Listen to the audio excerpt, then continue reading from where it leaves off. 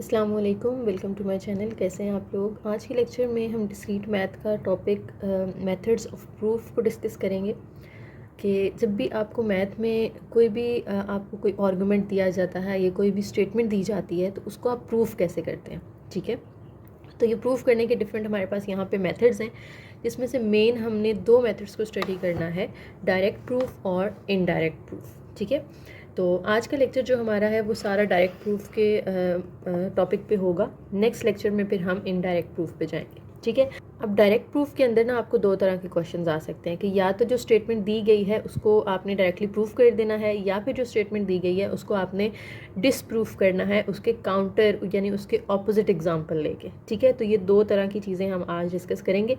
बाकी जो indirect proof है ये आगे दो तरह का होता है, proof by contraposition and proof by contradiction. ठीक है, इसको अभी मैं डिस्कस नहीं कर रही, ये हम नेक्स्ट वीडियो लेक्चर में डिटेल के साथ इंशाल्लाह इसको डिस्कस करेंगे। ठीक है, तो डायरेक्ट प्रूफ के लिए ना आपने एक ही स्टेटमेंट याद रखनी है, P इम्प्लाइज Q। ये हमने मिड टर्म में भी पढ़ा हुआ है ना, जब हमने ट्रुथ टेबल्स पढ़े थे तो वहाँ हमने P इम्प्लाइज Q का कॉन्सेप्ट पढ़ा था। ठीक है, P इम्प्लाइज Q क्या होता था, हम इसका टेबल भी यहाँ पे ड्रॉ कर लेते हैं कि हमारे पास अगर दो स्टेटमेंट्स हैं, एक को हम P का नाम देते हैं और दूसरे को Q का। ठीक है, और हमने फाइंड क्या करना है, P इम्प्लाइज Q फाइंड करना है।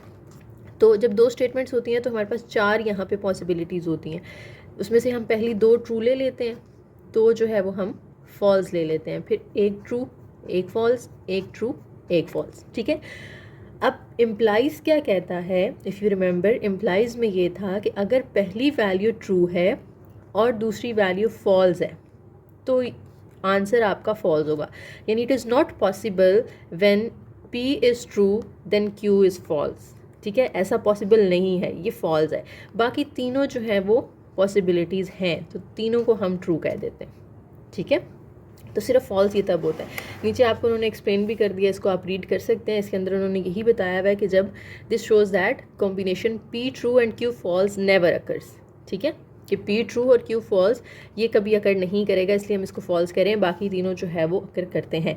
इस तरह का जो प्रूफ है उसको हम डायरेक्ट प्रूफ कहते हैं। ठीक है, उसके बाद हमारे पास यहाँ पे कुछ पॉइंट्स हैं, सम बेसिक्स की हेडिंग के नीचे ये आपको जो 7 पॉइंट्स दिए गए हैं ये इंपॉर्टेंट हैं बहुत ज़्यादा MCQs के लिए। काफ़ी MCQs में से जो है क्विज़ वगैरह अगर आपका आएगा तो उसमें भी पूछे जाएंगे और आपके फाइनल टर्म एग्ज़ाम में भी पूछे जा सकते हैं। ठीक है, तो ये अच्छे से आपने पढ़ने, बहुत ईजी है। मैं इंशाल्लाह इनको 1 बाय 1 एक्सप्लेन करती हूँ तो ये आपको समझ आ जाएंगे। सबसे पहला पॉइंट जो लिखा हुआ है वो क्या है, एन इंटीजर n।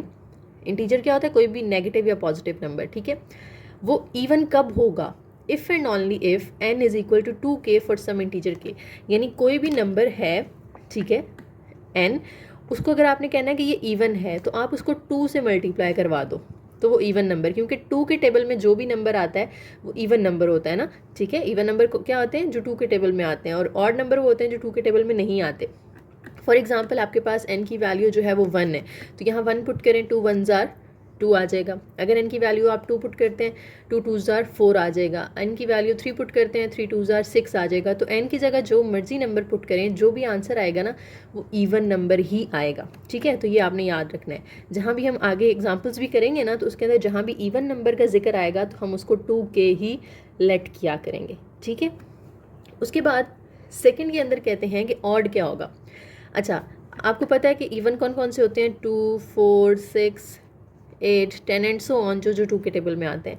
अब इनके बीच में जो है वो ऑड नंबर्स होते हैं, यानी 2 के बाद ऑड आता है 3, 4 के बाद 5 जो है वो ऑड नंबर है, 6 के बाद 7 ऑड नंबर है, यानी 2 से अगला नंबर जो है वो ऑड है। तो इवन में आप 1 प्लस करो तो ऑड आ जाता है, यानी 2 में 1 प्लस करो तो 3 आ जाएगा, 4 में 1 प्लस करो तो 5 आ जाएगा, 6 में 1 प्लस करो तो 7 आ जाएगा। तो इवन नंबर के अंदर अगर आप 1 ऐड कर दें तो अब ये ऑड बन गया।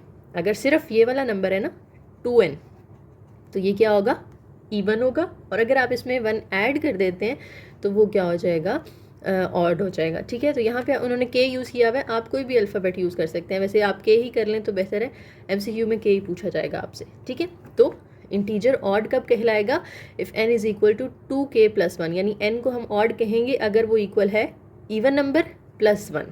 ठीक है, थर्ड पॉइंट में क्या कह रहे हैं, N integer n is prime. अब प्राइम नंबर क्या होता है? प्राइम नंबर की डेफिनेशन अगर आप रिकॉल करें, हमने पहले भी पढ़ी हुई है छोटी क्लासेस के अंदर, प्राइम नंबर्स वो होते हैं जो सिर्फ 1 के टेबल में आते हैं और अपने टेबल में आते हैं। जैसे 2 है वो 1 के और अपने टेबल में आता है, 3 है वो 1 के और अपने टेबल में आता है, 5 है वो 1 के और अपने टेबल में आता है, 7 है वो 1 के और अपने टेबल में आता है। इसके अलावा 11, 9 नहीं हम लिखेंगे क्योंकि 9 जो है वो 3 के टेबल में भी आता है, 6 जो है वो 2 और 3 के टेबल में आता है, 4 जो है वो 2 के टेबल में आता है। तो जो अपने और 1 के अलावा किसी और टेबल में नहीं आते नंबर्स, उन्हें हम प्राइम नंबर्स कहते हैं। ठीक है, तो डेफिनेशन समझ में आ गई। अब इसको हम ज़रा मैथमेटिकली देख लेते हैं। कहते हैं if n is prime number, if and only if n is greater than 1, 1 से बड़ा होता है प्राइम नंबर हमेशा। जैसे देखिए पहला प्राइम नंबर 2 है, फिर 3 है, फिर 5 है, फिर 7, 11, 13, 17, 19 एंड सो ऑन। ठीक है, ये चलते जाते हैं। तो ये याद रखना है कि हमेशा 1 से बड़ा होगा। For all positive integers r and s, यानी दो नंबर्स हैं हमारे पास r और s, if n is equal to r dot s। हमने पिछले लेक्चर में, लेक्चर नंबर 24 के अंदर हमने एक डेफिनेशन पढ़ी थी ना, n is equal to d dot k, यानी दो नंबर्स को मल्टीप्लाई करके ये हमारे पास एक तीसरा नंबर आ रहा था। ठीक है, तो हम कहते थे कि d डिवाइड्स n, उसको हम इस तरह से भी लिख सकते थे। ठीक है, तो ये वाला पॉइंट आपने अपने माइंड में रखना है। तो यहाँ पे देखें जो दो नंबर्स मल्टीप्लाई हो रहे होते हैं, वो दोनों नंबर्स में से अगर कोई एक 1 है, ठीक है, और उसके साथ कोई भी नंबर है यहाँ पे जो मल्टीप्लाई हो रहा है, तो ये जो n होगा ना वो हमेशा प्राइम नंबर ही होगा, क्योंकि मैंने कहा जो भी 1 के और अपने टेबल में आता है that is a prime number. ठीक है, तो यहाँ पे उन्होंने d डॉट k की जगह ना r डॉट s लिख दिया है, n is equal to r dot s, then r is equal to 1 और s इज़ इक्वल टू 1, यानी या तो r 1 होगा या s1 होगा। इन दोनों में से कोई एक अगर 1 है और दूसरा कोई भी नंबर हो सकता है, जैसे इनमें देखें ना सारे प्राइम नंबर्स में 1 तो लाजमी आता है ना, तो r और s में से या तो r1 होगा या s1 होगा, तो ऐसे नंबर को फिर हम प्राइम नंबर कहते हैं। ठीक है, फोर्थ पॉइंट पे आ जाएं। N integer n is greater than 1 is composite. Composite क्या होता है? जो प्राइम नहीं होते वो कॉम्पोजिट होते हैं। ठीक है, जैसे यहाँ पे बीच में हमने 4 छोड़ दिया, जो है 6 छोड़ दिया, 8, 9, 10, ये सारे नंबर्स जो प्राइम नहीं हैं उन्हें हम कहते हैं वो कॉम्पोजिट नंबर्स हैं। ठीक है, इसको भी हम इसी तरह से लिखेंगे, n is equal to r dot s, जैसे हमने यहाँ पे लिखा था। For some positive integers r and s with r is not equal to 1 and s is not equal to 1, यानी ना तो r 1 हो ना ही s1 हो। इधर और था, इधर एंड है, ख्याल करना है आपने। और का मतलब इन दोनों में से कोई भी एक 1 होगा। ठीक है, दूसरा वो नंबर खुद होगा ना, लेकिन यहाँ पे ना तो r1 है ना ही s1 है, दोनों जो है वो 1 नहीं होंगे, क्योंकि अगर इनमें से एक 1 हो जाता है तो फिर यहाँ पे कोई भी नंबर अगर मल्टीप्लाई हम कर रहे हैं तो वो प्राइम नंबर कहलाएगा। ठीक है, तो इसलिए आपने r और s दोनों में से किसी को 1 नहीं रखना। जैसे अगर मैं यहाँ पे इसको भी 2 कर दूँ और इसको भी 2 कर दूँ तो 2 2 4 होगा, तो 4 तो प्राइम नंबर नहीं होता ना। ठीक है, तो इसलिए उसको हम कहते हैं कि 4 कॉम्पोजिट नंबर है। तो कॉम्पोजिट नंबर्स के लिए r और s दोनों 1 नहीं होते, लेकिन प्राइम के लिए इन दोनों में से कोई एक 1 होता है। ठीक है, नेक्स्ट पॉइंट नंबर 5 पे आ जाए। A real number r is rational. Rational कौन से नंबर्स होते हैं? जिनको हम फ्रैक्शन की फॉर्म में लिख सकते हैं ना। ठीक है, जिसको हम p ओवर q की फॉर्म में लिख सकते हैं। तो यहाँ पे उन्होंने लिख दिया if r is equal to a over b, यानी फ्रैक्शन की फॉर्म में आप उसको लिख सकते हो for some integer a and b with b is not equal to 0, यानी जो डिनोमिनेटर है ना वो 0 नहीं होना चाहिए। ठीक है, मैथमेटिक्स के अंदर आपको पता है division bye 0 is not possible, तो जो डिनोमिनेटर में नंबर है वो 0 ना हो बस आपका, तो फिर जो नंबर होगा उसको हम रैशनल नंबर कहते हैं। ठीक है, इसी तरह से आपके पास कहते हैं कि if n and d are integers, दो आपके पास इंटीजर्स हैं, and d is not equal to 0, then d divides n, written as d divides n, इस तरह से d divides n if and only if n is equal to d dot k, n is equal to d dot k for some integer k। ये same वही definition है जो हमने lecture number 24 के अंदर की है। ठीक है, पॉइंट नंबर 7 पे आ जाएं। An integer n is called a perfect square if and only if n is equal to k square for some integer। perfect square क्या होता है? perfect square जैसे अगर मैं कहूँ कि उन्होंने कहा परफेक्ट स्क्वायर वो है जो n इज़ इक्वल टू के स्क्वायर की फॉर्म में लिखा जा सकता है। ठीक है, फॉर एग्जांपल जैसे 4 है तो 4 को मैं 2 स्क्वायर लिख सकती हूँ, तो 4 इज़ अ परफेक्ट स्क्वायर। इसी तरह से अगर आपके पास 49 है उसको आप 7 स्क्वायर की फॉर्म में लिख सकते हैं, तो 49 इज़ अ परफेक्ट स्क्वायर, ठीक है। लेकिन अगर आपके पास जैसे आ जाता है लेट्स से 20, तो 20 को आप किसी नंबर के स्क्वायर की फॉर्म में नहीं लिख सकते ना, क्योंकि 4 का स्क्वायर होता है 16 और 5 का स्क्वायर होता है 25। तो 20 किसी का स्क्वायर नहीं है, किसी के भी स्क्वायर की फॉर्म में आप इसको नहीं लिख सकते, तो it is not a perfect square, ठीक है। तो परफेक्ट स्क्वायर सारे वो नंबर्स होंगे जैसे हम किसी भी नंबर की स्क्वायर की फॉर्म में लिख सकते हैं, ठीक है। तो उम्मीद है ये 7 पॉइंट्स आपको क्लियर हो गए होंगे। अब हम डायरेक्ट प्रूफ की एग्जांपल्स पे चलते हैं। एग्जांपल्स भी आपने ज़रा ध्यान से समझनी है। और दूसरी बात कि ये जो लेक्चर नंबर 25 के अंदर एग्जांपल्स हैं ना, इनको आपने अच्छे से कर लेना है। ज़्यादातर जो भी अगर इससे रिलेटेड एग्जांपल्स पूछी जाएंगी ना पेपर के अंदर या एमसीक्यूज़ के अंदर, वो इन्हीं सेम स्टेटमेंट के साथ आती हैं, वो चेंज नहीं करते यूजुअली, ठीक है। तो जितनी भी इसमें एग्जांपल्स हैं अच्छे से आपने उसको सॉल्व कर लेना है, क्योंकि इन्हीं में से पेपर में आनी है, कोई डिफरेंट स्टेटमेंट नहीं आती होती, ठीक है। अच्छा जी, एग्जाम्पल नंबर 1 है हमारे पास, prove that sum of 2 odd integers is even, ठीक है। बस ये स्टेटमेंट है, आपने खुद से नंबर्स लेट करने हैं, ठीक है, उनको सम करना है और प्रूव करना है कि वो इवन आंसर देते हैं। तो सबसे पहले हम 2 इंटीजर्स लेट कर लेते हैं। Let m and n are 2 integers, ठीक है, 2 ऑड इंटीजर्स, क्योंकि हमने ऑड इंटीजर्स लेने हैं ना। तो मैंने यहाँ पे m और n लिया है, आप उसको a और b ले सकते हो, आप उसको k और l ले सकते हो, आप उसको p q ले सकते हो, r s ले सकते हो, ये टोटली आपकी मर्ज़ी है, ठीक है। तो जो मर्ज़ी यहाँ पे 2 अल्फ़ाबेट्स आप ले लें और उनको डिक्लेयर कर दें कि वो दोनों ऑड इंटीजर्स हैं, ठीक है।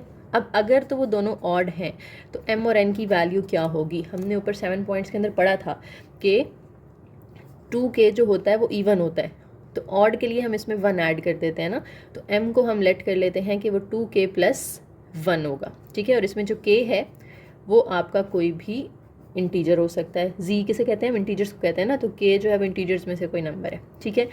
n जो है ये भी ऑड है, तो ये भी 2k + 1 होगा, लेकिन हम k क्योंकि ऑलरेडी लिख चुके हैं तो हम k की जगह कुछ और लिख लेते हैं, l लिख लेते हैं, 2l + 1, और इसमें जो l है वो भी आपका कोई ना कोई इंटीजर होगा, ठीक है। तो हमने m और n की वैल्यूज़ जो हैं वो यहाँ पे लिख ली हैं खुद से, क्योंकि m भी ऑड नंबर है, और ये ऊपर वाले जो 7 पॉइंट्स थे ना, ये पढ़ाने का मकसद यही था कि जहाँ पे इवन नंबर्स की बात है, जहाँ पे ऑड नंबर्स की बात है, जहाँ पे आपके पास रैशनल नंबर्स की बात है, जहाँ पे परफेक्ट स्क्वायर की बात है, तो आपको उसकी वैल्यूज़ खुद से लेनी आती हों, ठीक है। तो इसीलिए हमने यहाँ पे उन 7 पॉइंट्स को डिस्कस किया। तो m में देखें ऑड था तो 2k + 1 ले लिया, n भी ऑड नंबर है तो 2k + 1 होगा, लेकिन k हम 2 दफ़ा रिपीट नहीं करेंगे, तो k की जगह हम कोई नया अल्फ़ाबेट लिख लेते हैं, ठीक है। और ये भी आपकी मर्ज़ी है कि आपने l लिखना है या कुछ और लिखना है। अब हमने क्या करना है, 2 इंटीजर्स तो आ गए हमारे पास, ये चीज़ आ गई, ठीक है। अब इनका हमने लेना है सम ऑफ 2 ऑड इंटीजर्स। अब इन दोनों का हमने सम लेना है, यानी इन दोनों को प्लस करना है। तो m की वैल्यू लिखें 2k + 1 और उसमें प्लस कर दें n की वैल्यू, n की वैल्यू है 2l + 1। जब आप ब्रैकेट्स खोलेंगे तो साइन तो चेंज नहीं होंगे ना, क्योंकि प्लस हो रहा है बाहर, ठीक है, माइनस होता तो चेंज हो जाते। अब 2k + 2l, 1 और 1 को ऐड करेंगे तो ये भी 2 हो जाएगा। अब देखें कुछ कॉमन आ रहा है, यहाँ पे 2 कॉमन आ रहा है, अंदर बचेगा k + l + 1। तो देखें m + n जो है वो 2 × समथिंग है, यानी 2 पे डिवाइड होता है ये, जैसे हमने लेक्चर नंबर 23 के अंदर भी 24 के अंदर भी एग्जांपल्स की थी ना इस तरह से, ठीक है। यानी m + n is divisible bye 2, अगर वो 2 से डिविजिबल है तो इसका मतलब है कि वो इवन नंबर है। या आप इसको मज़ीद इस तरह से भी लिख सकते हो सिंप्लीफाई करके कि इस पूरे की जगह कोई नया अल्फ़ाबेट लिख दें, फॉर एग्जांपल आप q लिख दें, ठीक है, तो 2q। तो जब भी हमारे पास 2 से कोई नंबर मल्टीप्लाई हो रहा होता है तो वो इवन ही होता है। तो हमारे पास प्रूव हो गया कि there the sum of 2 odd numbers is an even number, ठीक है, क्योंकि कोई नंबर यहाँ पे 2 से मल्टीप्लाई हो रहा है। इन तीनों को हमने ना एक नए वेरिएबल का नाम दे दिया, ठीक है। तो इस तरह से भी आप रहने दे सकते हैं। तो यहाँ से भी आपको पता चल रहा है कि 2 के साथ ही ब्रैकेट मल्टीप्लाई हो रही है, तो जब भी ये 2 के साथ मल्टीप्लाई हो रही है इट मीन्स वो इवन नंबर होगा, ठीक है। ओके जी, नेक्स्ट एग्जांपल है हमारी, prove that if n is any even integer then -1 whole power n is equal to 1, यानी अगर यहाँ पावर में कोई इवन नंबर आ जाए तो जो -1 है वो इक्वल टू 1 होता है, ये हमने प्रूव करना है, ठीक है। तो पहले तो देख लें n क्या है, एक इवन इंटीजर है ना, तो n जो है वो किसके इक्वल होगा, n 2k के इक्वल होगा, इवन के लिए हम उसको 2k लेते हैं, अगर ये ऑड होता तो हम 2k + 1 ले लेते, ठीक है। तो ये अब हम लेंगे इसकी left hand side -1 whole power n। अब आपने क्या करना है, इस n की जगह पे n की वैल्यू पुट कर देनी है 2k, ठीक है। अब मैं क्या करूँगी कि यहाँ से जो 2 है वो अंदर रख लूँगी और k को हम बाहर निकाल लेते हैं। 2k में से 2 अंदर रख लिया, k बाहर निकाल लिया। अब आपको पता है स्क्वायर के अंदर अगर माइनस आ रहा हो तो वो क्या हो जाता है, प्लस हो जाता है ना, क्योंकि स्क्वायर का मतलब है कि -1 से मल्टीप्लाई हो रहा है, तो माइनस माइनस प्लस हो जाएगा और 1 1 1 हो जाएगा। यानी यहाँ पे -1 का स्क्वायर लेंगे तो वो आ जाएगा 1 और 1 की पावर k आ जाएगी। अब 1 की आप जो मर्ज़ी पावर ले लें, आंसर 1 ही आता है। 1 की पावर 10 ले लो, 1 की पावर 15 ले लो, जो मर्ज़ी 1 की पावर ले लो, आंसर 1 ही आएगा। तो प्रूव हो गया कि -1 whole power n is equal to 1। तो ये आपका राइट हैंड साइड के इक्वल आ गया, ठीक है। सो प्रूव्ड। नेक्स्ट हमारे पास जो एग्जांपल है उसमें कहते हैं prove that product of an even integer and an odd integer is even.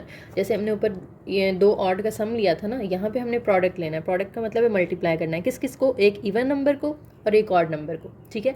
दोनों को मल्टीप्लाई करना है, तो जो आंसर आए वो भी क्या होगा, इवन नंबर होगा। ये प्रूव करना है हमने। तो सबसे पहले तो हम लेट कर लेते हैं ना 2 नंबर्स, ठीक है। एक हमें इवन नंबर चाहिए और एक हमें ऑड चाहिए। तो let m is even integer and n is odd integer.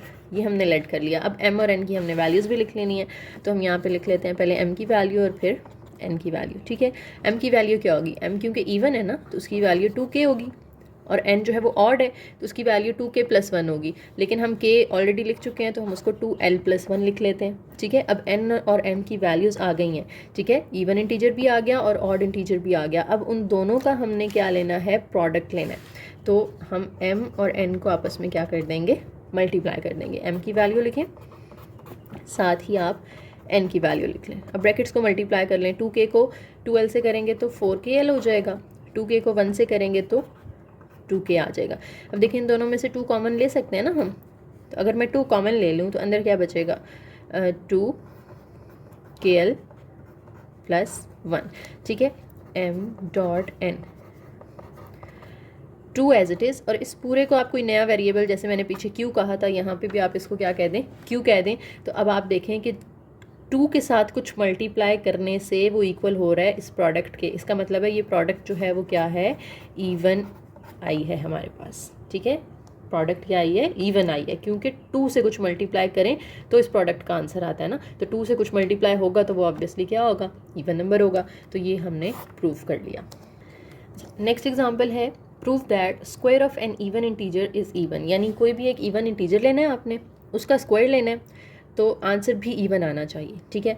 तो पहले तो हम कोई इवन इंटीजर लेट कर लेते हैं ना, तो लेट कर लें m is an even integer, ठीक है। अब अगर m इवन है तो m की वैल्यू क्या होगी, m की वैल्यू 2k होगी, क्योंकि इवन की हम 2k लेते हैं। तो अब इवन इंटीजर आ गया हमारे पास, उसका हमने ले लेना है स्क्वायर, यानी m का स्क्वायर चाहिए हमें।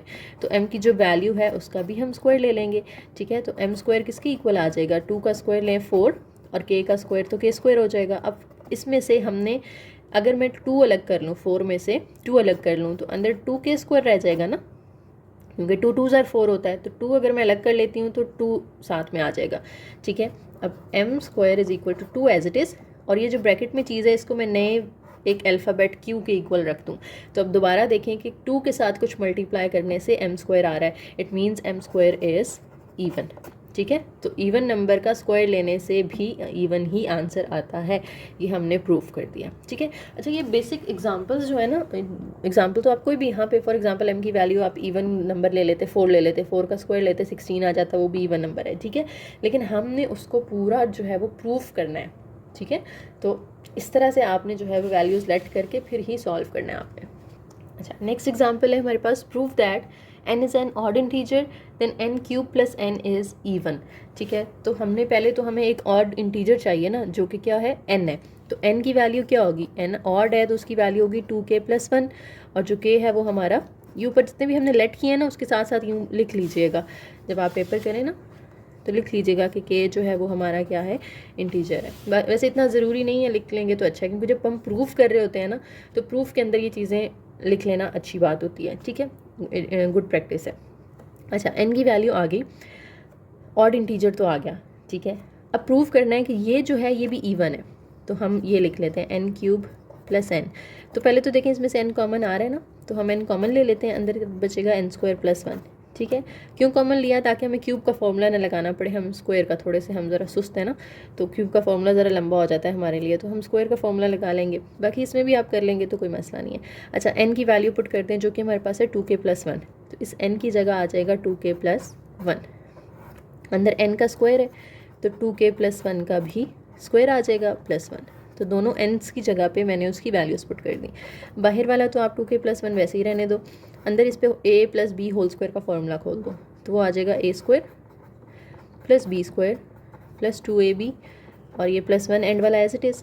अब 2k plus 1 into 4k square plus 4k plus 1 और 1 को ऐड करेंगे तो 2 आ जाएगा, ठीक है। अब दो तरीके हैं यहाँ पे कि पहले तो आप दोनों ब्रैकेट्स को आपस में मल्टीप्लाई करके फिर 2 कॉमन ले लो, या अगर आप देखो तो इस ब्रैकेट में से भी 2 कॉमन आ रहा है ना, तो हम मल्टीप्लाई करने वाला काम नहीं करते, हम इधर से 2 कॉमन ले लेते हैं।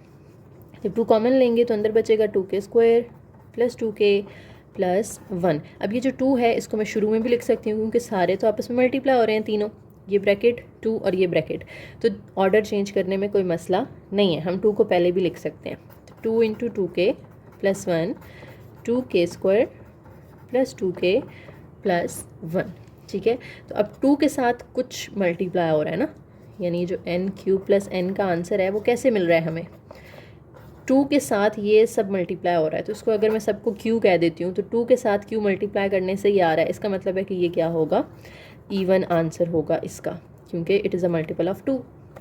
अच्छा, इसमें क्या प्रूव करना है आपने, ज़रा गौर से स्टेटमेंट पढ़नी है।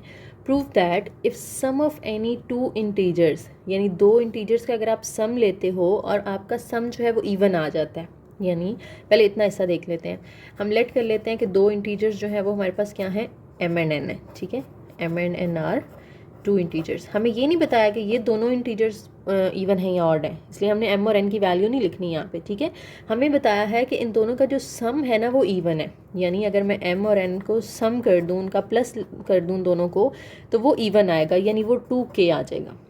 इवन को हम ऐसे ही लिखते हैं ना, इनका सम 2k आ गया, then so is their difference, यानी उनका जो डिफरेंस है वो भी इवन ही होगा, यानी अगर मैं m और n को माइनस करूँ तो भी आपके पास इवन नंबर आना चाहिए, ठीक है। अब हमारे पास m और n की वैल्यू तो है नहीं, हम कैसे यहाँ पे पुट करें, हम क्या करते हैं, हम इसमें से ही m या n किसी एक की वैल्यू निकाल लेते हैं, तो हम m की निकाल लेते हैं, n जो है वो यहाँ प्लस हो रहा है, दूसरी साइड पे जाके माइनस हो जाएगा, तो इस m की जगह पे ये वाली m की वैल्यू पुट कर दें, 2k माइनस n, ये वाला minus n as it is. अब 2k, ये n और n ये माइनस 2n हो जाएगा, क्योंकि माइनस माइनस प्लस होता है, ठीक है। अब देखो इसमें से 2 कॉमन आ रहा है, अंदर k माइनस n बचेगा, और m माइनस n इक्वल आ गया 2, और इसको मैं q कह दूं अगर, क्योंकि 2 के साथ कुछ मल्टीप्लाई हो रहा है ना, उस कुछ को हम q कह रहे हैं, ठीक है। तो 2 के साथ q मल्टीप्लाई करने से हमारे पास इस डिफरेंस का, यानी इसके माइनस करने से आंसर आता है, तो इसका मतलब है कि माइनस का जो आंसर होगा वो क्या होगा, इवन होगा, क्योंकि it is a multiple of 2, ठीक है। मिलते जुलती हैं सारी एग्जांपल्स, कुछ ज़्यादा मुश्किल नहीं है, आप प्रैक्टिस करेंगे ना तो इंशाल्लाह आपके माइंड में बैठ जाएंगी।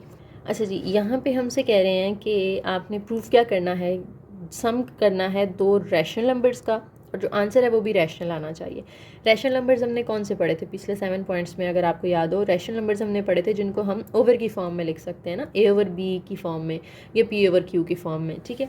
तो हम यहाँ पे पहले तो 2 नंबर्स लेट कर लेते हैं ना, 2 रैशनल नंबर्स लेट, हम कह देते हैं m and n are 2 rational numbers, ठीक है। क्योंकि हम ऊपर से m और n ही करते आ रहे हैं सब में, तो हम इसमें भी m और n ही लिख लेते हैं, कोई मसला तो नहीं है ना। तो m और n हमने ले लिए, 2 रैशनल नंबर्स हैं, ठीक है। अब m और n की वैल्यू क्या होगी,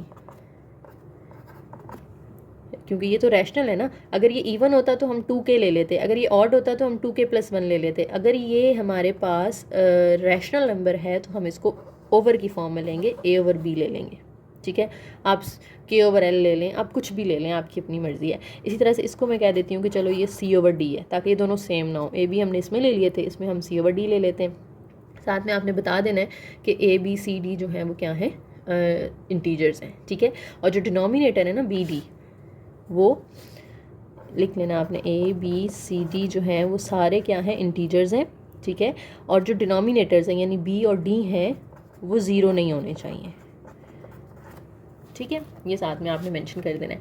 अब हमारे पास रैशनल नंबर्स तो आ गए। अब इन दोनों रैशनल नंबर्स का हमने क्या लेना है, हमने लेना है इसका सम, ठीक है। तो हम दोनों को प्लस कर देते हैं, यानी m और n को प्लस कर देना है। तो m की वैल्यू लिखें, उसमें प्लस कर दें n की वैल्यू। अब देखें इसका तो हमें एलसीएम लेना पड़ेगा ना, दो फ्रैक्शंस के दरमियान में प्लस आ गया तो b और d आ जाएगा नीचे। तो यहाँ पे क्योंकि दोनों डिफरेंट हैं तो क्रॉस मल्टीप्लाई कर दें, AD प्लस BC, ठीक है। यहाँ पे देखें जो आंसर आया हमारा वो भी तो फ्रैक्शन की फॉर्म में ही आया ना, तो इसका मतलब है ये भी रैशनल नंबर हुआ। इसको मज़ीद थोड़ा सा हम जो है वो ज़्यादा सिंप्लीफाई कर लेते हैं कि ऊपर वाले को हम कोई नया नाम दे देते हैं, जैसे हम उसको फॉर एग्जांपल p का नाम दे देते हैं, और जो नीचे वाला है उसको हम q का, जैसे ऊपर हम हमारे पास 2 के साथ कुछ एक्स्ट्रा चीज़ होती थी ना तो हम उसको q कह देते थे, तो यहाँ पर भी हम उसको p और q कह देते हैं, ऊपर वाले को p और नीचे वाले को q। तो देखिए हम उसे फ्रैक्शन की फॉर्म में लिख सकते हैं ना आंसर को, तो इसका जो रैशनल नंबर्स का सम है वो भी क्या आया है, रैशनल ही आया है, यही हमें चाहिए था, तो ये प्रूव हो गया, ठीक है। अच्छा नेक्स्ट एग्जांपल जो है ये थोड़ी सी डिफरेंट है, ज़रा गौर से समझिएगा। Given that any two distinct rational numbers, distinct मतलब है दो डिफरेंट रैशनल नंबर्स हैं, तो उनके नाम उन्होंने खुद ही हमें दे दिए R और S, तो हम यहाँ पे फिर उन्हें खुद से M और N नहीं कह सकते, ठीक है। जब उन्होंने नाम नहीं दिए होते ना तो हम उसको MN कह रहे थे अपनी मर्ज़ी से, लेकिन अब उन्होंने हमें नाम दे दिए हैं तो हमें यही नाम यूज़ करने पड़ेंगे R और S, ठीक है। With R is less then X, जो हमें कंडीशन दी हुई है ना वो हम लिख लेते हैं यहाँ पे, R is less than S। Proof क्या करना है, there is a rational number x भी क्या है, एक रैशनल नंबर है, यानी x जो है उसे हम फ्रैक्शन की फॉर्म में लिख सकते होंगे, ठीक है। Such that x is between r and s, यानी r is less then x and x is less than s, ठीक है। तो स्टार्ट हमने इसी से करना है, r is less than s, ठीक है। दो तरह की यहाँ पे हम जो है वो ऑपरेशंस करेंगे। एक दफ़ा हम इस इनइक्वालिटी में, ठीक है, इसको हम पहले नाम दे देते हैं क्वेश्चन नंबर 1 का। तो इस 1 के अंदर हमने ना एक दफ़ा ऐड कर देना है r ऑन बोथ साइड्स, ठीक है। r में r प्लस कर देना है, इधर s के अंदर भी आपने r प्लस कर देना है, ठीक है। तो r में r प्लस किया तो ये तो 2r हो गया, तो r और s वैसे ही रहेगा। अब 2 यहाँ मल्टीप्लाई हो रहा है, वहाँ जाके हम उसको क्या कर देते हैं, डिवाइड कर देते हैं, ठीक है। इसको नया नाम दे दें इक्वेशन नंबर 2 का। तो इक्वेशन 1 में पहले आपने दोनों साइड पे r ऐड किया था, अब आप दोनों साइड पे s ऐड कर दें। पहले हमने r ऐड किया, अब हम s ऐड करने जा रहे हैं, ठीक है। तो हम लिखेंगे add s on both sides of equation number 1। तो अब r लेस देन s जो था हमारे पास, उसमें इधर भी s ऐड कर देना है और इधर भी s ऐड कर देना है, ठीक है। अभी r प्लस s और s क्या हो जाएगा, 2s हो जाएगा। अब 2 वहाँ मल्टीप्लाई हो रहा है, यहाँ आके डिवाइड हो जाएगा। तो देखें ये चीज़, इसको कह देते हैं क्वेश्चन नंबर 3। तो देखें ये चीज़ जो है ये सेम आ रही है ना, r प्लस s ओवर 2, इसमें भी r प्लस s ओवर 2, इधर r है और इधर s है, ठीक है। तो हम साइड्स पे क्या इन दोनों को कंबाइन कर लेते हैं, साइड्स पे r और s लिख लेते हैं, लेस देन का साइन लगाते हैं, और जो चीज़ सेम आ रही है उसको हम एक ही दफ़ा लिख लेते हैं, r प्लस s ओवर 2, ठीक है। और ये इधर देखें r की तरफ क्लोज था ना और ये s की तरफ ओपन था, तो यहाँ पे भी हमने इसको r की तरफ क्लोज किया और s की तरफ ओपन किया। अब देखें ये एक रैशनल नंबर है ना, क्योंकि ये फ्रैक्शन की फॉर्म में लिखा हुआ है, तो रैशनल नंबर यहाँ पे हमें उन्होंने ऊपर कहा था कि जो नया रैशनल नंबर आएगा उसको आपने x कहना है, तो इसको हम क्या नाम दे देते हैं, x का नाम दे देते हैं, और यहाँ पे s। तो ये चीज़ हमने प्रूव करनी थी, r is less then x less than s, ठीक है। दूसरी रीज़न आप ये भी दे सकते हो, एक तो ये है ना कि ये फ्रैक्शन की फॉर्म में लिखा हुआ है, दूसरी रीज़न ये भी दे सकते हो क्योंकि r और s दोनों क्या थे, रैशनल नंबर थे ना। शुरू में हमें उन्होंने स्टेटमेंट में खुद ही बता दिया था कि r and s are rational numbers, तो दो रैशनल नंबर्स को प्लस करने से भी तो रैशनल नंबर ही आता है, यानी ऊपर वाला क्या है, रैशनल नंबर है, और नीचे 2 है, 2 भी एक रैशनल नंबर है, तो दो रैशनल नंबर्स को डिवाइड करने से भी आंसर हमारा रैशनल ही होगा। इसलिए हमने कहा कि ये पूरा एज अ होल क्या है, एक रैशनल नंबर है, इसलिए हमने उसको, जो उन्होंने हमें रैशनल नंबर का नाम दिया हुआ था ना x, वो हमने उसको x का नाम दे दिया, ठीक है।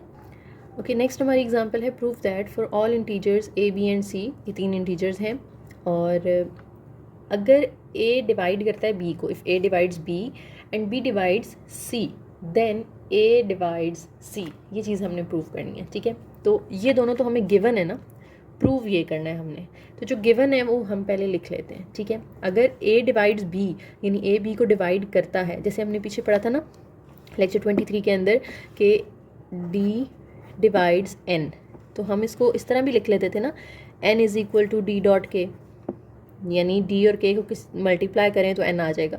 इसी तरह से अगर ए डिवाइड्स बी है तो देखें जो बाद वाला होता था वो हम इक्वल से पहले लिखते थे, तो यहाँ पे बाद वाला क्या है बी, तो बी को आपने इक्वल से पहले लिखना है, ठीक है। और फिर जो पहले था डी उसको हम के के साथ मल्टीप्लाई करते थे, तो यहाँ पे जो पहले है ना ए, उसको हम क्या करेंगे यहाँ पे के साथ मल्टीप्लाई कर देंगे, ठीक है। ये आ गया बी की वैल्यू। इसी तरह से दूसरे के अंदर बी डिवाइड सी है, ठीक है, तो इसको हम लिख सकते हैं C is equal to B dot K, लेकिन के मैं ऑलरेडी लिख चुकी हूँ तो यहाँ पे मैं एल लिख लेती हूँ, ठीक है। तो के और एल की जगह आप आर और एस भी ले सकते हैं, आप जो है वो पी और क्यू भी ले सकते हैं, कोई भी नंबर ले सकते हैं। ये दो हमें दिए हुए थे, उनकी वैल्यूज़ हमने लिख ली, ये चीज़ हमने प्रूव करनी है। अच्छा, अब हमने प्रूफ क्या करना है कि ए डिवाइड सी, यानी ये जो बाद वाला नंबर है ना सी, इसकी वैल्यू देखें है हमारे पास, ये हाँ जी है, तो ये सी की वैल्यू हम यूज़ करेंगे, ठीक है, और इससे अपना रिजल्ट जो है वो ड्राइव करेंगे। अब इसके अंदर देखें बी भी मौजूद है, तो बी की भी तो वैल्यू है ना हमारे पास ए डॉट के, तो इस बी की जगह पे मैं जो है वो ए डॉट के लिख देती हूँ, साथ में डॉट एल जो है वो एज इट इज़ आ जाएगा, ठीक है।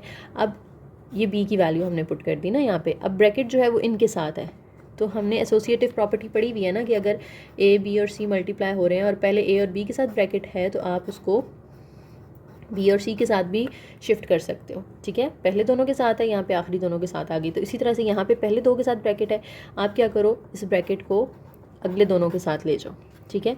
C is equal to A dot, इसको मैं कोई नया नाम दे देती हूँ इस ब्रैकेट को, जैसे यहाँ पे के और एल दिया था तो यहाँ पे मैं इसको एम कह देती हूँ, ठीक है। तो इसका मतलब है कि ए के साथ कुछ मल्टीप्लाई करने से सी आ रहा है, इट मीन्स ए डिवाइड्स सी, तो ये आपका प्रूव हो गया, ठीक है। यानी इसको क्लोज कर दिया ना हमने, जैसे n is equal to d dot k होता है तो इसको हम क्लोज करके यूँ लिख सकते हैं डी डिवाइड्स एन। इसी तरह से C is equal to A dot M है, तो इसका मतलब है ए डिवाइड्स सी, ठीक है। तो ए डिवाइड सी ही हमने प्रूव करना था। पहली दो वैल्यूज़ जो थी उनको हमने ओपन किया, उन्हीं को यूज़ करते हुए हमने थर्ड वाली चीज़ जो है वो प्रूव कर देनी है, ठीक है। नेक्स्ट एग्जाम्पल भी इसी से मिलती जुलती है। इसमें क्या कहते हैं, prove that for all integers A B C if A divides B and A divides C then A divides B plus C, ठीक है। उसी से मिलती जुलती है। तो जो इफ़ है ना दोनों, वो यानी हमें गिवन है, तो इनको हम ओपन कर लेंगे और उन्हीं दोनों को यूज़ करते हुए हम ये चीज़ प्रूव करेंगे, ठीक है। अब देखिए इसमें आपने क्या करना है, ए डिवाइड्स बी को आप जब ओपन करेंगे तो ये b is equal to A dot k हो जाएगा, ठीक है, जैसे मैंने वो एन वाला पीछे एक्सप्लेन किया आपको, ठीक है। इसी तरह से ए डिवाइड सी को जब आप ओपन करेंगे तो वो इक्वल हो जाएगा C is equal to A dot L, ठीक है। और अब हमने ये चीज़ प्रूव करनी है, तो देखें इसमें हमें बाद में क्या चाहिए, बी प्लस सी चाहिए ना, जैसे इसमें हमें बाद में क्या चाहिए था, सी चाहिए था, तो हमने यहाँ से सी की वैल्यू को यूज़ किया था। यहाँ पे देखें तो हमें बी प्लस सी चाहिए, तो पहले हम बी प्लस सी की वैल्यू निकालेंगे और फिर उसको यूज़ करके ये वाला रिजल्ट निकालेंगे। तो बी प्लस सी की वैल्यू कैसे आएगी, बी की वैल्यू और सी की वैल्यू दोनों को आपने प्लस कर देना है, यानी ए डॉट के को प्लस कर देना है ए डॉट एल के साथ, ठीक है। जब आप इन दोनों को प्लस करेंगे तो देखिए हम इन दोनों में ए कॉमन आ रहा है ना, तो ए आप कॉमन निकाल लें, अंदर क्या बचेगा, के प्लस एल बचेगा। अब के प्लस एल को आप कोई भी नया नाम दे दें, फॉर एग्जांपल मैं उसको एम का नाम दे देती हूँ, ठीक है। तो अब देखें ए के साथ कुछ मल्टीप्लाई करने से बी प्लस सी आ रहा है, इसका मतलब है ए डिवाइड्स बी प्लस सी, तो ये प्रूव हो गया आपका, ठीक है। थोड़ी सी समझने वाली है, अगर नहीं समझ आई दोबारा से इन दोनों एग्जांपल्स को देखें, क्योंकि इनमें से जो है वो आ सकती है पेपर के अंदर एग्जांपल ना एक, क्योंकि दोनों मिलती जुलती हैं। बाकी इन दोनों की जैसी कोई और एग्जांपल यहाँ पे आगे नहीं आ रही, तो दोबारा से इसको देख लें और अगर कोई मसला है तो आप लोग कॉमेंट सेक्शन में पूछ सकते हैं। हमसे कहा जा रहा है prove that sum of any 3 consecutive integers is divisible by 3।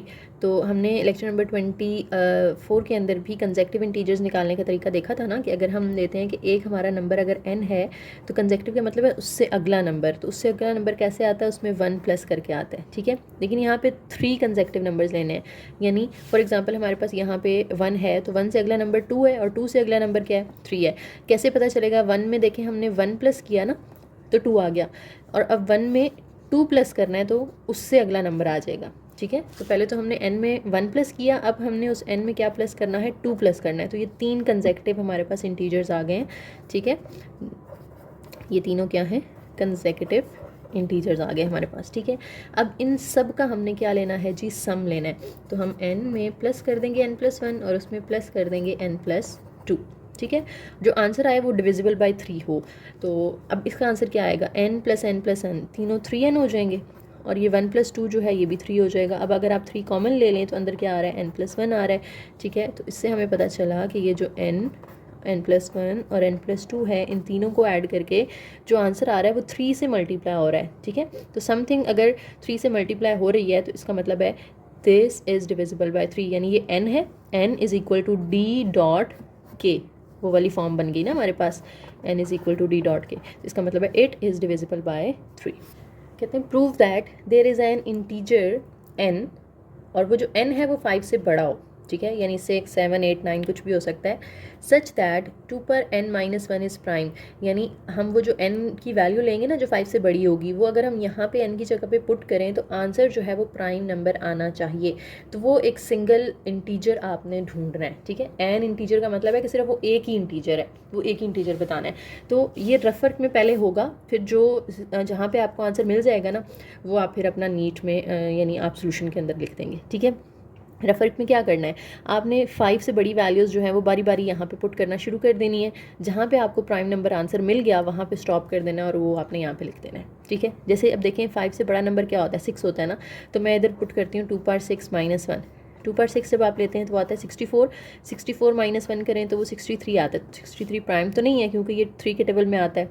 Divide करें अगर आप इसको 3 पे तो ये डिवाइड हो जाएगा, 3 2 ज़ार 6, 3 1 ज़ार 3, ठीक है। तो 6 से तो हमारा काम नहीं हुआ, हम 7 पुट करके देख लेते हैं।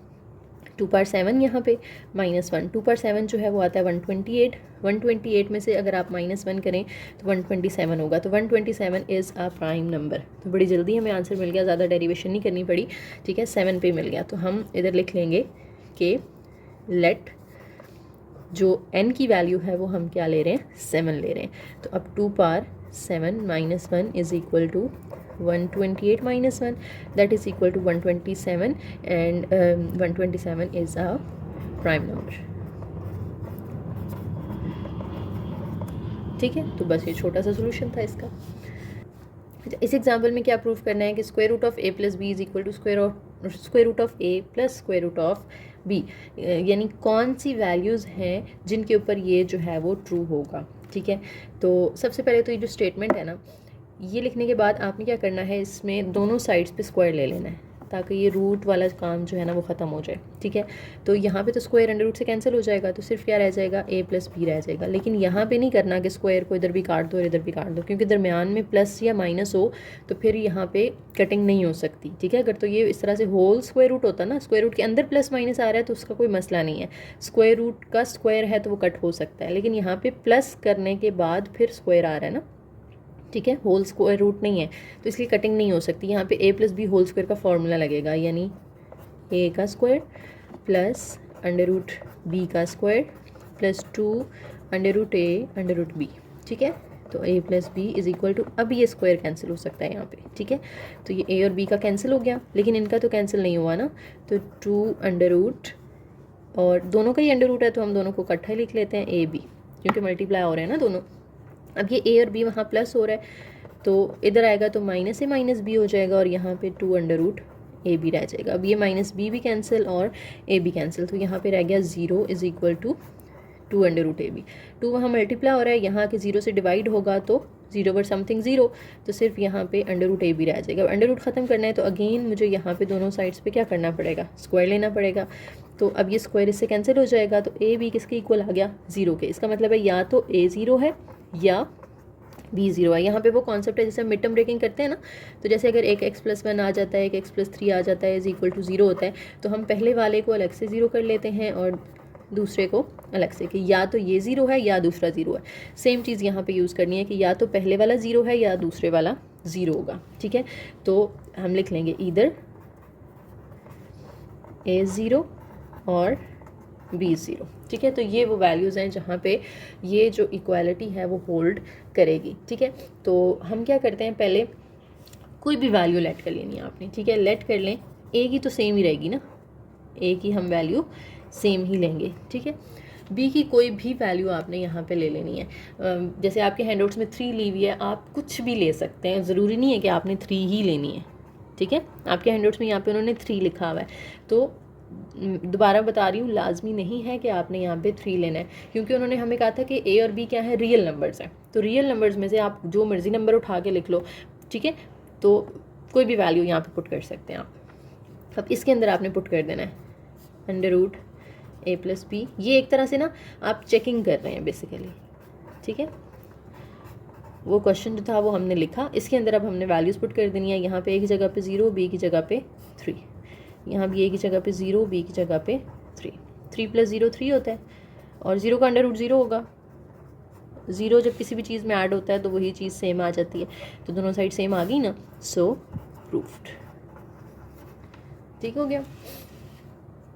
इसी तरह से आप बी को 0 रख के, क्योंकि या तो ए 0 था या बी 0 था ना, अगर आप बी को 0 रख के तो ए की कोई वैल्यू चेंज करके आप यहाँ पुट कर सकते हैं, तो भी ये आंसर जो है वो आपका प्रूफ हो जाएगा। लेकिन बस एक आपने कर दिया, दैट्स इनफ, ज़्यादा करने की ज़रूरत नहीं है, ठीक है। तो यहाँ पे हमें जो है वो डायरेक्ट प्रूफ की एग्जांपल्स जो है वो ख़त्म हो गई हैं। अब इसका जो मैंने एक सेकंड टॉपिक आपके साथ जिक्र किया था ना शुरू में, कि हम कुछ एग्जांपल्स इस तरह प्रूफ करेंगे कि उनको हमने डिसप्रूव करना होगा बेसिकली, ठीक है। Proof by counter example. Counter example का मतलब है कि उसके ऑपोजिट आपने जो है वो काम करना है, कि आपको जैसे यहाँ पे इक्वेशन दी हुई है तो आपने प्रूव करना है कि इक्वेशन ठीक नहीं है, उसको डिसप्रूव करना है, प्रूव नहीं करना, डिसप्रूव करना है, ठीक है। उसकी भी 3-4 एग्जाम्पल्स कर लेते हैं। सबसे पहले हमारे पास एग्जाम्पल है, अच्छा, कहते हैं disprove this by giving counter example. Counter example का मतलब है ऐसी एग्जांपल दें कि जिससे ये प्रूव ना हो रहा हो, ठीक है। वैसे तो बहुत सारी एग्जांपल्स ऐसी भी होंगी जिससे ये प्रूव हो रहा होगा कि अगर ए बी से छोटा है तो ए का स्क्वायर भी बी के स्क्वायर से छोटा होगा। फॉर एग्जांपल मैं आपको यहाँ पे एग्जांपल देती हूँ कि जैसे 1 > 2 ना, ठीक है। तो अगर आप 1 का स्क्वायर लो और इधर 2 का स्क्वायर लो तो भी ये लेस देन ही रहेगा। तो ये प्रूफ तो बहुत सारे तरीक़ों से हो जाएगी, लेकिन आपने इसको डिसप्रूव करना है, ठीक है, प्रूव नहीं करना। तो ऐसी एग्जांपल्स, ऐसी वैल्यूज़ लेनी है ए और बी की ऐसी एग्जांपल्स लेनी है कि ये प्रूव ना हो, डिसप्रूव हो, यानी ये गलत प्रूफ करना है हमने, ठीक है। अब उसके लिए हम क्या करेंगे, हम पॉजिटिव नंबर्स नहीं लेंगे, हम लेंगे नेगेटिव नंबर्स। क्यों? क्योंकि बहुत सारे बच्चों को आप में से पता होगा कि वैसे तो 1 < 2 होता है, लेकिन अगर मैं दोनों के साथ माइनस लगा दूँ ना तो अब 2 छोटा हो जाएगा और 1 बड़ा हो जाएगा, क्योंकि नंबर लाइन के ऊपर हमने नंबर लाइन पढ़ी हुई है ना, इस तरह से यहाँ पे होता है 0, यहाँ पे माइनस में वैल्यूज़ आ रही होती हैं, यहाँ पे प्लस में आ रही होती हैं। तो जितना हम लेफ़्ट पे मूव करते हैं आंसर छोटा होता जाता है, जितना हम राइट पे मूव करते हैं वो बड़ी होती जाती है वैल्यू, ठीक है। तो -2 जो है वो ज़्यादा लेफ़्ट पे है ना, -1 पहले आ रहा है, फिर लेफ़्ट पे जाके -2 आ रहा है, तो इसका मतलब है -2 स्मॉलर है देन -1, ठीक है। तो या बिल्कुल सिंपल सा आप याद रख लें कि जब नेगेटिव नंबर्स आते हैं ना तो असल में जो बड़ा होता है वो छोटा हो जाता है, ठीक है। तो हमने यहाँ पे भी नेगेटिव लेने हैं ताकि हमारे पास जो ये इनइक्वालिटी है ना ये क्या हो जाए, डिसप्रूव हो जाए, ठीक है। तो ए की वैल्यू हम कोई भी ले लेते हैं नंबर लाइन पे ना, इस तरह से आपने, अगर आपको वैसे समझ नहीं आता तो नंबर लाइन पे आपने देख लेना है, ठीक है। फॉर एग्जांपल ज़रूरी नहीं है आपने बुक वाली वैल्यू लेनी है, आप कोई भी वैल्यू ले सकते हैं, ठीक है। ए की वैल्यू फॉर एग्जांपल मैं ले रही हूँ 7 और बी की वैल्यू मैं ले रही हूँ 3। वैसे तो 7 3 से बड़ा होता है, लेकिन जब मैं माइनस लगाऊंगी तो अब ए जो है वो छोटा हो जाएगा, यानी 7 छोटा हो जाएगा। तो हमें यही चाहिए था ना, a is less than b, क्योंकि इसे हमने ट्रू रखना है, इसे ट्रू रखना है, इसे फॉल्स प्रूफ करना है, दोनों फॉल्स नहीं कर देने आपने, ठीक है, इसे ट्रू रखना है। तो ये हमारा ट्रू हो गया ना कि a is less than b, -7 -3 से छोटा होता है। अब हमने ये चीज़ प्रूफ करनी है, तो हम क्या करते हैं, इसका ले लेते हैं स्क्वायर, ठीक है। पहले तो हमने लिख देना है यहाँ पे कि -7 is less than -3, a is less than b. अब take square on both sides, on each side. Inequality के लिए ना आप ईच लिखते होते हैं, ठीक है। अच्छा, दोनों साइड्स पे आपने क्या करना है कि जब स्क्वायर लिया तो यहाँ पे -7 का स्क्वायर आ जाएगा और यहाँ पे -3 का स्क्वायर आ जाएगा। लेस देन को लेस देन ही रहने देना है फ़िलहाल। 7 का स्क्वायर क्या होता है 49, 3 का स्क्वायर क्या होता है 9।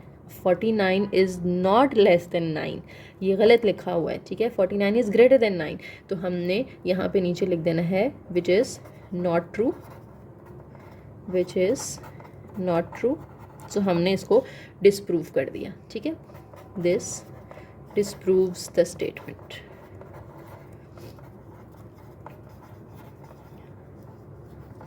ठीक है, उम्मीद है आपको बात समझ आ गई होगी कि आपने पहले वाली चीज़ को ट्रू लेना है और दूसरी को फॉल्स जो है वो प्रूफ करना है। इस एग्जांपल में भी हमसे वो ये कह रहे हैं कि आप जो है वो काउंटर एग्जांपल के ज़रिए इस स्टेटमेंट को डिसप्रूव करें कि ये एक प्राइम नंबर आता है, यानी इसमें आप एन की कोई वैल्यू पुट करें तो आंसर क्या मिलेगा, आपको प्राइम नंबर मिलेगा।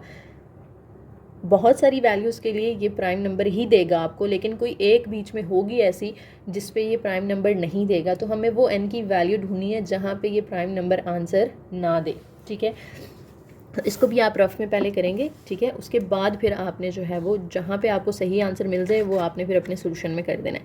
रफ में कैसे करेंगे, एन की वैल्यूज़ पुट करके देखते जाएंगे, 0 से स्टार्ट करेंगे, 1 2 3 4 5 6 इस तरह से पुट करते जाएंगे।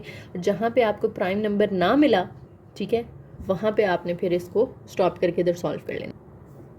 अगर मैं यहाँ पे 1 पुट करती हूँ तो 1 का स्क्वायर -1 + 11, तो 1 का स्क्वायर 1 ही होता है, ये दोनों कैंसिल होंगे, 11 आंसर आ गया। तो 11 तो प्राइम नंबर है, तो ये तो बात ठीक हो गई। हमने ये ठीक नहीं करनी, हमने इसको गलत प्रूफ करना है। हम 2 पुट करके देख लेते हैं। ठीक है, 2 का स्क्वायर क्या होगा, 4 होगा, और यहाँ पे n की जगह 2 आ जाएगा, +11, 4 - 2 क्या होता है, 2 होता है, 2 + 11 करें तो ये 13 आ गया, ये भी प्राइम नंबर हो गया। फिर उनकी बात ठीक हो गई। हम 3 पुट करके देख लेते हैं, 3 का स्क्वायर 9 हो जाएगा, यहाँ पे n की जगह 3 आ जाएगा, +11, 9 - 3 करेंगे 6, 6 + 11 करेंगे 17, 17 is again a prime number. इस तरह से आपने 3 के बाद 4 5 6 पुट करते जाना है, 10 पे पहुंच जाएंगे हम। 10 का स्क्वायर 100 आ जाएगा, -10 + 11, इसका आंसर आप निकालेंगे, 100 - 10 करेंगे तो हमारे पास 90 आ जाएगा, 90, और इसमें हम करेंगे तो 101, it is again a prime number, क्योंकि ये जो है वो किसी अपने अलावा किसी और टेबल पे डिवाइड नहीं होता। तो ये फिर बात ठीक हो गई। हम 11 पुट करके देख लेते हैं, 11 का स्क्वायर क्या होता है, 121 होता है, -n की जगह भी क्या आ जाएगा, 11 आ जाएगा, और प्लस यहाँ पे 11 इज़ इक्वल टू, ये देखें कैंसिल हो गए, 121 आ गया। अब 121 प्राइम नंबर नहीं होता, क्योंकि 121 जो है वो सिर्फ अपने और 1 के टेबल में नहीं आता, बल्कि ये 11 के भी टेबल में आता है। 11 11s आर 121। ठीक है, तो हमें वो नंबर मिल गया जहाँ पे हम इसको गलत प्रूव कर सकते हैं। हमारा आंसर प्राइम नंबर नहीं आया, हमारा आंसर कॉम्पोजिट आ गया, हालांकि ऊपर सारे प्राइम आते जा रहे थे। ठीक है, लेकिन जब हमने n की वैल्यू क्या पुट की है, 11 पुट की है, इनकी जगह पे 11, let n is equal to 11, तो यहाँ पे 11 का स्क्वायर -11 + 11, कटिंग करें, 11 का स्क्वायर खोल दें और नीचे लिख दें विच is not a prime number. ठीक है, so this disproves the statement. ठीक है, समझ आ गई। उसके बाद एक और एग्जांपल है हमारे पास, कहते हैं जी प्रूव और disprove that the product of any 2 irrational numbers is an irrational number. कहते हैं प्रूव करें कि 2 अगर इर्रेशनल नंबर्स लेते हैं ना आप और उनको मल्टीप्लाई करें तो आंसर भी इर्रेशनल आता है। इसको डिसप्रूव करना है हमने। ठीक है, डिसप्रूव करने का मतलब है कि हमने कोई ऐसा नंबर ढूंढना है, 2 रैशनल नंबर्स जिनको मल्टीप्लाई करने से इर्रेशनल आंसर ना आता हो हमारा। ठीक है, अच्छा, हमें पता है कि √2 जो है वो क्या होता है, इर्रेशनल होता है। इसी तरह से √3 भी इर्रेशनल होता है। ठीक है, अंडर के अंदर कोई भी प्राइम नंबर आ जाए ना, जैसे √29 है, ठीक है, जैसे √17 है, अंडर के अंदर जब भी कोई प्राइम, स्क्वायर रूट के अंदर जब भी कोई प्राइम नंबर आता है ना, तो वो हमेशा इर्रेशनल नंबर ही बनता है। ठीक है, इर्रेशनल की डेफिनेशन आई थिंक मैंने पहले मिड में किसी लेक्चर में डिस्कस की भी है। इर्रेशनल नंबर वो होता है जो 2 प्रॉपर्टीज़ को सेटिस्फाई करता है, एक तो वो नॉन टर्मिनेटिंग हो, ठीक है, दूसरा वो नॉन रिकरिंग हो। नॉन टर्मिनेटिंग का मतलब क्या है कि जब आप उसको मतलब आप उसका आंसर पॉइंट्स में निकालें, फॉर एग्जांपल √17 का पॉइंट्स में आंसर निकालें कैलकुलेटर से, तो वो कहीं भी स्टॉप ना हो रहा हो, टर्मिनेट ना हो रहा हो, रुक ना रहा हो, ठीक है, बल्कि वो चलता जाए, आंसर नॉन स्टॉप आंसर हो। ठीक है, दूसरी बात कि नॉन रिकरिंग हो, यानी उसके अंदर पैटर्न ना हो, रिपीट ना हो रहे हो नंबर, जैसे 0.3333 10/9 का आंसर होता है ना, ये 3.333333 और ये चलता जाता है। तो ये नॉन टर्मिनेटिंग तो है क्योंकि ये कहीं पे स्टॉप नहीं हो रहा, लेकिन इसमें रिपीटिशन हो रही है, तो ये नॉन रिकरिंग तो नहीं है ना, तो इसलिए हम इसको रैशनल कहते हैं, हम इसको इर्रेशनल नहीं कहते। इर्रेशनल वो होता है जिसमें ये दोनों बातें सेटिस्फाई हो रही हों। ठीक है, तो इनके आंसर अगर आप देखेंगे ना तो वो दोनों कंडीशंस पे पूरा उतर रहे होंगे। तो आप इसमें से कोई भी उठा लें, फॉर एग्जांपल मैं √2 उठा लेती हूँ, तो √2 को मैं √2 से ही मल्टीप्लाई कर दूँ, क्योंकि 2 इर्रेशनल नंबर्स को हमने क्या करना था, मल्टीप्लाई करना था। तो √2 को √2 से मल्टीप्लाई किया तो उसका स्क्वायर आ जाएगा, क्योंकि दोनों सेम है, स्क्वायर कैंसिल होगा तो आंसर क्या आ गया 2। 2 तो एक इरेशनल नंबर है, सॉरी 2 तो एक रैशनल नंबर है, इरेशनल तो नहीं है ना। उन्होंने कहा था कि इनको मल्टीप्लाई करने से भी इरेशनल आएगा, हालांकि हमारा रैशनल आ गया, तो दिस डिसप्रूव्स द स्टेटमेंट। हमने स्टेटमेंट को डिसप्रूव कर दिया। ठीक है, हमेशा हम क्या करते हैं, मैथ में हमें प्रूफ करना पड़ता है, तो अभी ज़रा खुश हो जाएं कि हम मैथ की किसी बात को डिसप्रूव भी कर रहे हैं, हम कुछ ऐसी वैल्यूज़ लेकर आ रहे हैं कि हम गलत प्रूफ कर रहे हैं वो स्टेटमेंट्स। ठीक है, अच्छा अब लास्ट हमारी एग्जांपल आ गई है, find a counter example to the proposition for every prime number n, यानी n क्या है, एक प्राइम नंबर है, n+2 इज़ प्राइम।